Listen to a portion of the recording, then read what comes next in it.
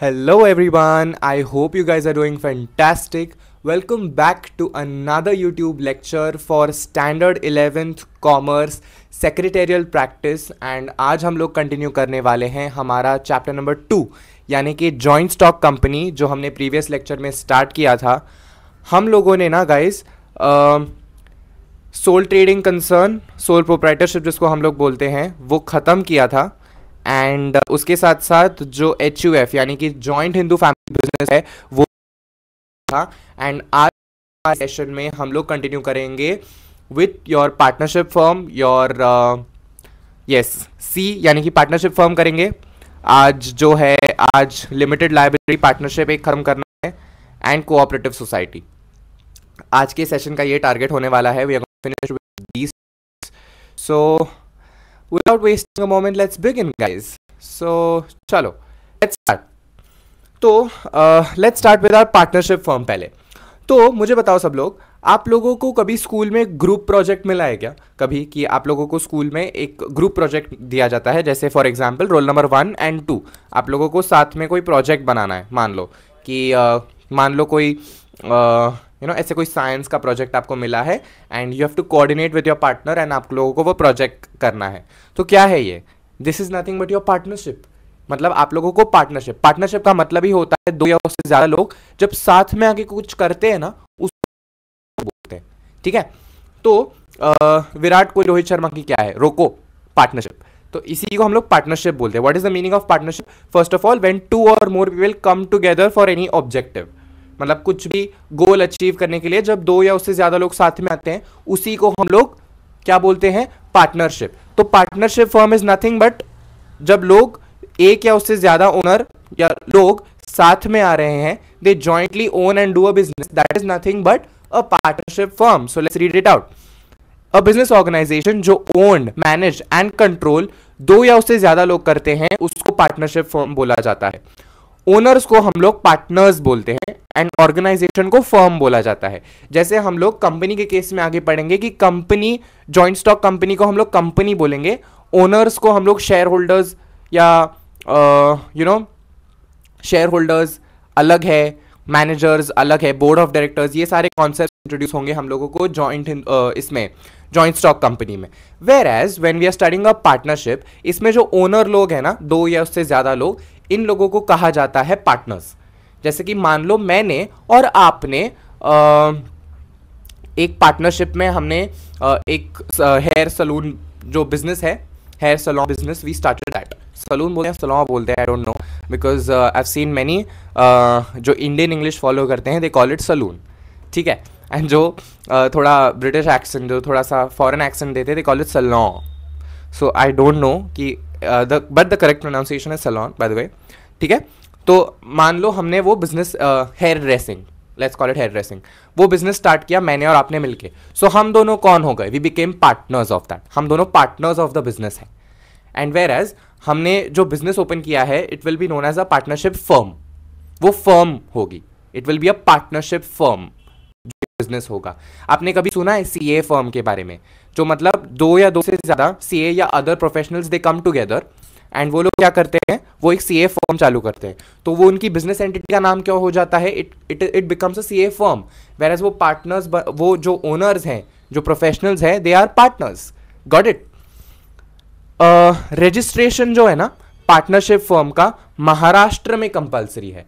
आप लोगों को दिख रहा होगा यहाँ पे, see, it is compulsory in the state of Maharashtra. मतलब महाराष्ट्र में इसको रजिस्टर करवाना कंपल्सरी है, बाकी स्टेट्स में ये कंपल्सरी नहीं है। एंड पार्टनरशिप फर्म को जो एक्ट गवर्न करता है, मतलब जो लॉज, रूल्स एंड रेगुलेशंस जो इस पे लगते हैं, ये कौन से एक्ट के तहत लगते हैं पता है आपको? वो लगते हैं इंडियन पार्टनरशिप एक्ट 1932 के तहत। ये एक्ट है, ये जो गवर्निंग एक्ट है, जो सारे पार्टनरशिप फर्म्स को रेगुलेट करता है। मतलब आपका पार्टनरशिप एग्रीमेंट किस हिसाब से होना चाहिए, एक लॉफुल पार्टनरशिप कैसे बनी जा सकती है, लाइक नेचुरल जस्टिस उसमें होना चाहिए, सारे रूल्स एंड रेगुलेशंस। अगर उसमें कोई डिस्प्यूट सॉल्व हो जाए तो लॉ कौन सा चेक करेंगे कि वो सही है या नहीं? So that will be your Indian partnership act 1932। ठीक है, let me just scroll down थोड़ा। अब पढ़ते हैं इसके फीचर्स कि इसके फीचर्स क्या है। ठीक है, चलो तो this business is started by an agreement between two persons. अभी मान लीजिए आपको और मुझे एक पार्टनरशिप फर्म बनानी है, तो सबसे पहले क्या होगा, हम एक बिजनेस आइडिया लाएंगे आप और मैं कि चलो XYZ चीज़ का बिजनेस करते हैं, and we came up with an idea. ठीक है, अब हम दोनों के बीच में ना एक म्यूचुअल अग्रीमेंट बनेगा, जिसको हम लोग आगे चल के पता चलेगा आपको, इसी को हम लोग ना पार्टनरशिप डीड बोलते हैं। तो एक प्रॉपर एग्रीमेंट बनता है, रिटन एग्रीमेंट, जिस पे हम लोग ना सारी चीज़ें डिक्लेरेशन टाइप्स होता है कि इसमें सारी चीज़ें मेंशन की जाती है कि हम प्रॉफिट कैसे शेयर करेंगे, हम लोगों का बिजनेस आइडिया क्या है, फर्म का नाम क्या होगा, सबसे पहले तो नाम आएगा ना कि नाम क्या होगा, हमारा प्रॉफिट शेयरिंग रेशो कैसे होगा, कि मान लो कि हम लोग उसको 50-50 बांट रहे हैं या 60-40 कर रहे हैं, 70-30 कर रहे हैं, कैसे हम लोगों का पार्टनरशिप कैसा एग्रीमेंट है। साथ ही में किसी न्यू पार्टनर को ऐड करना है तो उसके लिए क्या प्रोसीजर है, किसी पार्टनर को निकालना है उसके लिए क्या प्रोसीजर है, ये सारी चीज़ें ना गाइस इस एग्रीमेंट में बनाई जाती हैं। ठीक है, इसी को हम लोग पार्टनरशिप डीड बोलते हैं। तो सबसे पहले तो ये बनता है दो पार्टनर्स के बीच में। मैक्सिमम मिनिमम पार्टनर्स ना दो होने चाहिए। ऑब्वियसली एक बंदा है तो वो सोल प्रोप्राइटरशिप हो जाएगा। आई मीन लाइक एक बंदा पार्टनरशिप तो नहीं कर सकता ना कि मैं और मेरी आत्मा, no, it's not that, we are not getting into philosophy और stuff in these things. So यहाँ पे दो इंडिविजुअल्स लगने वाले हैं हमारे लिए for a partnership to get into existence. So minimum partners दो तो लगेंगे। मैक्सिमम अगर नॉर्मल जनरल बिजनेस कैरी करना है तो मैक्सिमम 50 है, as per Indian partnership act 1932 ये बात हो रही है। ठीक है, लायबिलिटी इसमें अनलिमिटेड है, जॉइंट है, सेवरल है। अभी देखो, अगर आपकी फर्म कोई लॉसेस बेयर कर रही है तो पार्टनर्स जो है ना वो अनलिमिटेड लायबिलिटी है उनकी। क्या मतलब है इसका, मतलब इसमें आपके एसेट्स जो है ना, जो ओनर है उसके पर्सनल एसेट्स भी बेचकर लायबिलिटीज पे ऑफ की जा सकती है इसमें। लाइक कोई भी, अगर मान लो कोई आपकी फर्म ने कोई लोन लेके रखा है एंड आपकी फर्म अपने फर्म के एसेट से वो पे ऑफ नहीं कर पा रही है, प्रॉफिट्स आप लोग कमा नहीं रहे हो, तो ओनर की जेब से पैसा दिया जाएगा। ओनर के घर के चम्मच बेचे जा सकते हैं लिटरली टू पे ऑफ द लायबिलिटीज। इसी कॉन्सेप्ट को बोला जाता है अनलिमिटेड लायबिलिटी। अनलिमिटेड लायबिलिटी है मतलब पार्टनर की कोई extent, there is no limit of liability, unlimited, नाम से ही समझ में आ रहा है ना, अनलिमिटेड। तो इसका मतलब है पार्टनर को अपने घर के चम्मच, जूते, चप्पल स्टैंड सब बेचना पड़ेगा। क्यों? क्योंकि फर्म की लायबिलिटी है, फर्म को एक्सपेंसेस पे ऑफ नहीं हो पा रहे। अगर फर्म का खर्चा फर्म उठा रही है तो वेल एंड गुड, लेकिन in a case when firm is not in a capacity to pay, तब पार्टनर्स की जेब से पैसा जाता है। So this is the risk of partnership firm. Jointly liable मतलब एक करेगा so it will be treated as दोनों कर रहे हैं। इसको गलत तरीके से मत लो, इसको पढ़ाई के पर्सपेक्टिव से, बिजनेस पर्सपेक्टिव से लो गाइस, कि एक one person is acting so it he becomes a representative of the firm. तो वो अल्टीमेटली ऐसा माना जाएगा कि दोनों एक्ट कर रहे हैं। किसी कॉन्ट्रैक्ट में एंटर करना या कुछ भी साइन करना, कोई लोन लेना, तो वो फर्म के नाम से जा रहा है, मतलब ये दोनों इन्वॉल्व है इसमें। ये दूसरा पार्टनर ऐसा नहीं बोल सकता कि नहीं ए पार्टनर ने लिया है मैं तो बी पार्टनर हूं। It is not like that. If you all are both equally involve so you all are equally involve.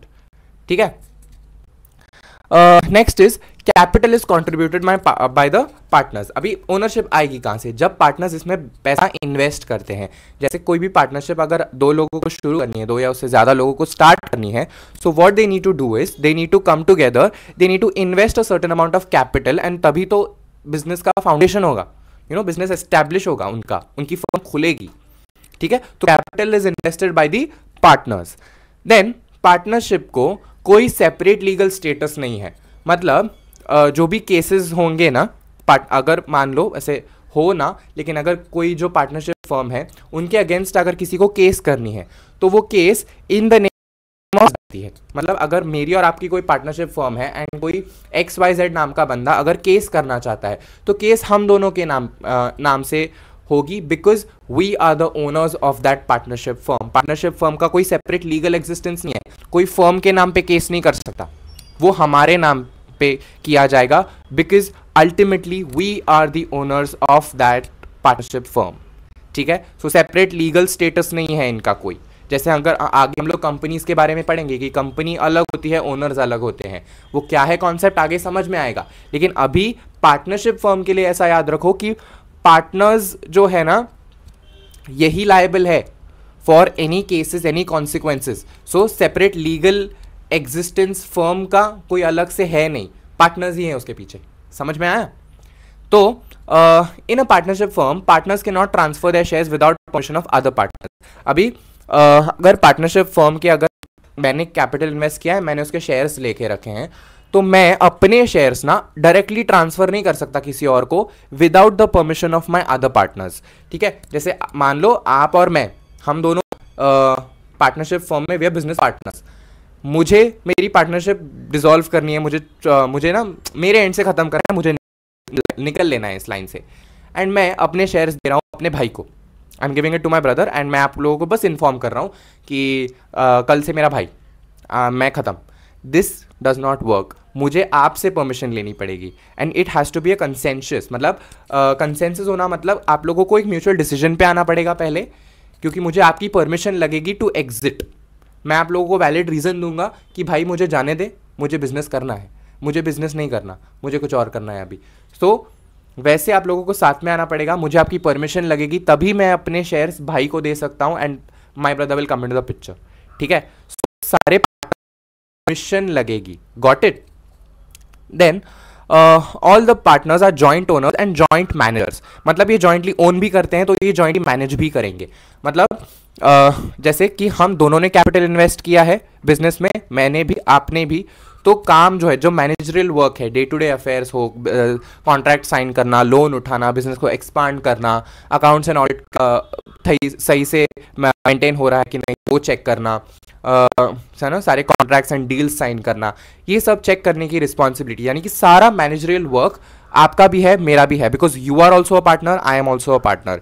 ठीक है, then no separation of ownership and management. इसमें ऐसा नहीं है कि हम लोग ओनर्स है और हमने कोई अलग से लोग रखे हुए हैं to manage the work. No, we are professionals, we are the ones owning the मतलब इसमें ओनरशिप एंड मैनेजमेंट सेपरेट नहीं है, it's on the same heads basically. जैसे कि कंपनी फॉर्म ऑफ बिजनेस में हम लोग पढ़ेंगे कि ओनर्स शेयर होल्डर्स हैं, जबकि मैनेजमेंट बोर्ड ऑफ डायरेक्टर्स के पास होती है, आगे पढ़ेंगे इसको। लेकिन यहां पे in the case of partnership firm ऐसा नहीं है, सेपरेट नहीं है। पार्टनर ओन भी करते हैं तो पार्टनर मैनेज भी वही कर रहे हैं। Got it? Partners share profit and losses, जैसे रेशो, जैसे उनके मैंने बोला था ना कि एक पार्टनरशिप अग्रीमेंट बनता है, सो पार्टनरशिप अग्रीमेंट में जैसे बनेगा ना, वैसे ही आप लोगों का प्रॉफिट शेयरिंग रेशो होगा। ठीक है, सो यस, यही तो फीचर्स थे हमारे पार्टनरशिप फर्म के। That's it about partnership firm. I hope आप लोगों को ना पार्टनरशिप फर्म क्या होता है ये समझ में आ गया है। ठीक है, बढ़ू मैं आगे? Should I, may I with, अगर आप लोग परमिशन दो तो मैं आगे जाऊं। अभी हम लोग पार्टनरशिप एंड कंपनी का मिक्स पढ़ने वाले हैं, जो है LLP। सर मिक्स, ये क्या बोल रहे हो? जी हाँ, पार्टनरशिप एंड LLP का मिक्स है ये। ठीक है, अभी कैसे ये होता है मिक्स, अब आप लोगों को बताना है मुझे मेरे पढ़ाने के बाद।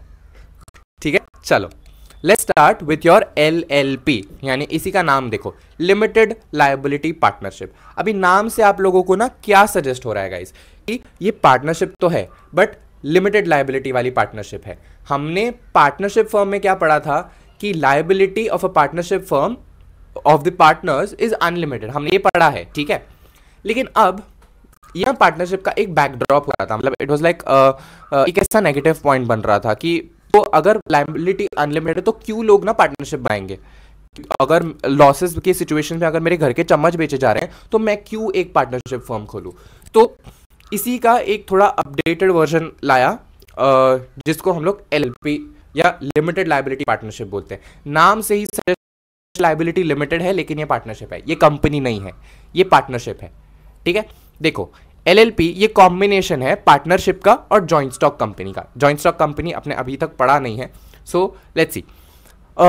जैसे कि आपको नाम सजेस्ट कर रहा है कि भाई स्क्रीन है ना, हाँ थैंक यू, थैंक गॉड। ठीक है, हैव लिमिटेड लाइबिलिटी, मतलब पार्टनर्स की लाइबिलिटी इससे लिमिटेड ही है, which means personal assets of partners are not attached for paying the debts of LLP। मतलब इसमें आपके घर के चम्मच नहीं बेचे जाएंगे। LLP जो है, LLP के एसेट्स, ये LLP के ही एसेट्स है। LLP की जो लाइबिलिटी है ये उसी के एसेट से पे ऑफ की जाएगी। Owners will be, way won't be unlimited liability. समझ में आया? Nowadays, it has become very popular form of business. All LLPs are governed under LLP Act, Limited Liability Partnership Act 2008। अब देखो वो 1932 था, 1932 से 2008 हमें कितना टाइम लगा पार्टनरशिप से हट के एक LLP बनाने के लिए, LLP तक पहुंचने के लिए। तो LLP Act 2008 में आया है, तो इसमें हम लोग company form of business as well as partnership form of business को कंबाइन करके बिजनेस करते हैं, जहां पे पार्टनर्स की लाइबिलिटी लिमिटेड है, पर्सनल एसेट्स नहीं बेचे जा सकते। मेजर डिफरेंस इनका यही है, limited liability, unlimited liability, partnership firm unlimited liability, LLP limited liability, बाकी the business is in the form of a partnership firm. ठीक है, इसमें देखो मिनिमम 2 मैक्सिमम अनलिमिटेड पार्टनर्स हो सकते हैं। इसमें कोई काउंट नहीं रखा है, जैसे वहां पे जनरल बिजनेस के लिए हमने पढ़ा 50 पार्टनर्स, यहाँ पे there is no such condition. यहाँ पे आपको जितने पार्टनर्स रखने हैं, जितने लोगों को एज अ पार्टनर आपको ऐड करना है, आप कर सकते हो। There is no limit, no requirement for minimum capital contribution. मतलब 10 रुपए दे के भी एज एक पार्टनर बन के LLP का ज्वाइन हो सकता है। यस, तो कोई मिनिमम कैपिटल कंट्रीब्यूशन, एक सेकंड, यहां मिनिमम कैपिटल कंट्रीब्यूशन दिखाई दे रहा है कि ऐसा कुछ लिखा ही नहीं है इन लोगों ने कि मिनिमम आप लोगों को इतने पैसे तो डालने ही पड़ेंगे एक LLP में ताकि आप पार्टनर बन जाओ। No, there is no such condition. ठीक है, एक सिंपल एंड इजी जो ऑपरेट फॉर्म ऑफ बिजनेस है ये। लायबिलिटी हर एक पार्टनर की लिमिटेड है, जैसे एग्रीमेंट में लिखा है कि मतलब अगर मेरा एज अ पार्टनर LLP के साथ कोई एग्रीमेंट बनता है कि मैं इतने कैपिटल कॉन्ट्रीब्यूशन के साथ आ रहा हूँ, अगर मान लो 50 lakhs, मैंने 20 लाख दे दिए, 30 लाख मेरे पेंडिंग है, तो 30 lakhs तक ही मेरी लाइबिलिटी है उस फर्म को देने की, उसके अलावा नॉट अ सिंगल पेनी। समझ में आया? ठीक है, लो कॉस्ट ऑफ फॉर्मेशन है, इसको बनाना बहुत ईजी है। ठीक है, लेट मी स्क्रॉल डाउन थोड़ा सा। There is no restriction on joining and leaving LLP except as stated in the partnership agreement. मतलब अगर आपको पार्टनरशिप जो LLP है आपको ज्वाइन इन करना है एज अ पार्टनर, या फिर आपको you want to exit as a partner, तो इसके लिए कोई कॉम्प्लेक्स प्रोसीजरल स्ट्रक्चर नहीं बनाया गया है। आपके एग्रीमेंट में जैसा प्रोसेस है बस उसी को फॉलो करो and you are got it. And double taxation avoid होता है, क्योंकि जो LLP का जो प्रॉफिट है ना, उन लोगों को टैक्स बेनिफिट्स है, क्योंकि उस पर टैक्स लगता नहीं है।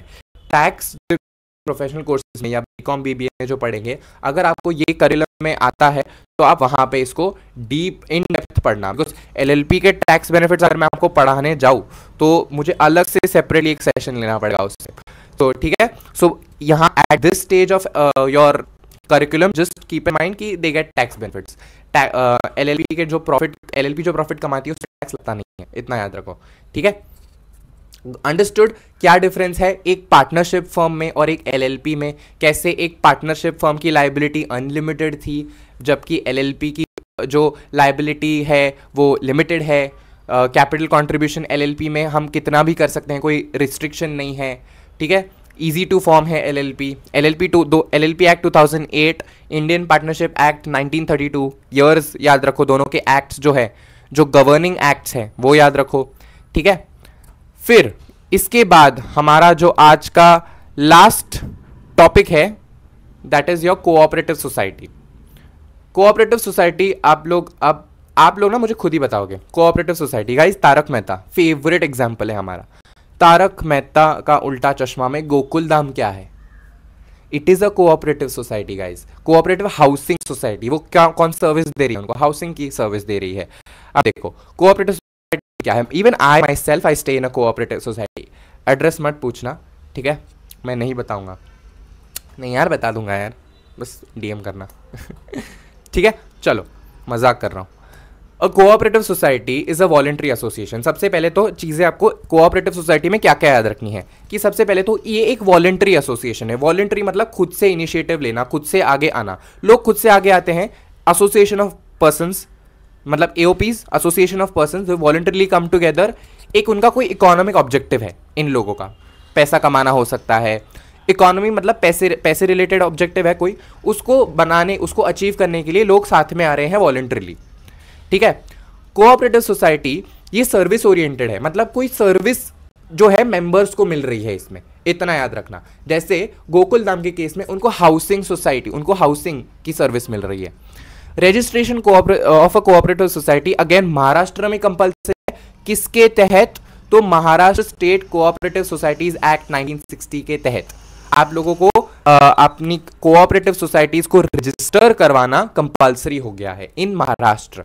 हम लोग महाराष्ट्र बोर्ड स्टूडेंट्स हैं, तो हम लोग महाराष्ट्र बोर्ड का महाराष्ट्र स्टेट्स के लिए क्या क्या कंपलसरी है वो आपको सिलेबस में है। ठीक है, लेट मी स्क्रॉल डाउन। अब पढ़ते हैं इसे फीचर्स। सबसे पहले दिया गया है कि रजिस्ट्रेशन इसका कंपलसरी है, कि मतलब आपको कंपलसरीली इसको रजिस्टर करवाना है, मतलब करवाना ही है। The membership of a cooperative society is open to all. कोई भी इसमें पार्टनर बन सकता है, एक अनपढ़ गवार आदमी भी इसमें पार्टनर बन सकता है। येस, देयर इज नो कोई एजुकेशनल बैकग्राउंड रिक्विजिट्स नहीं है इसमें कि आप लोग एमबीए ग्रेजुएट होने चाहिए, आप लोग बीकॉम होने चाहिए, आप लोग एक सीए होने चाहिए या लॉयर होने चाहिए। No, you can be anyone and be a partner in a cooperative society. ठीक है, partner, your member, partner is not the correct word, member.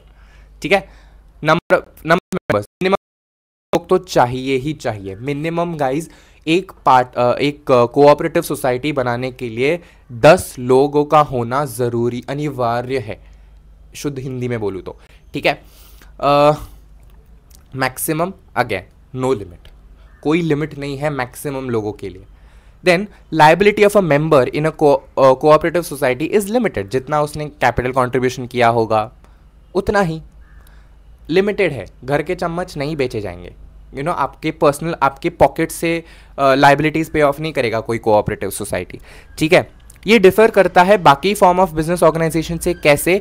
क्योंकि इसका जो ऑब्जेक्टिव है ना, मतलब इस कोऑपरेटिव सोसाइटी का अल्टीमेटली गोल पैसा कमाना नहीं होता, सर्विसेज रेंडर करना होता है। जैसे गोकुल धाम का सर्विस क्या है? हाउसिंग। उनको हाउसिंग सर्विसेज प्रोवाइड करना, ये उनका गोल है उस कोऑपरेटिव सोसाइटी का। ठीक है, वैसे the organisation enjoys independent legal status different from its members. यहाँ पे देखो, जो क्या है, कोऑपरेटिव सोसाइटी है, इसका सेपरेट लीगल स्टेटस है।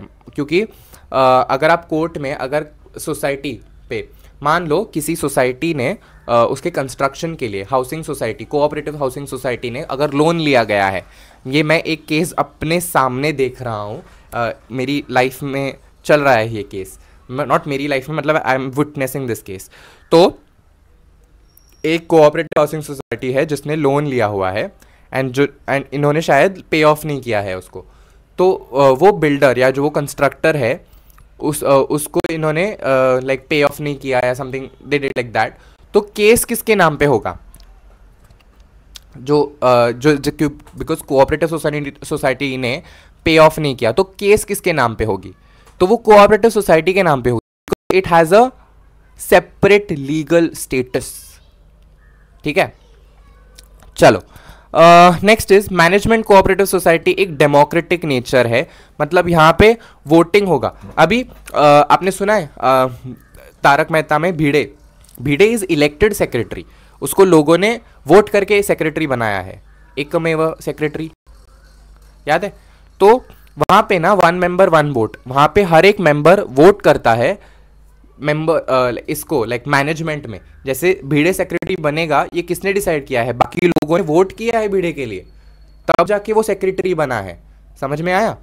Then there is a control and supervision by the state government on the working of cooperative organisation. State government, because हमने अभी पढ़ा ना कि इसको महाराष्ट्र में under Maharashtra state cooperative societies act 1960 इसको रजिस्ट्रेशन करवाना कंपलसरी है, हमने पढ़ा था। तो इसको कौन करता है, मतलब सुपरवाइज कौन कर रहा है कि आपके रूल्स ऐसे होने चाहिए, आपका कंस्ट्रक्शन ऐसा होना चाहिए, आपका बजट इतना होना चाहिए and all that. So again state government.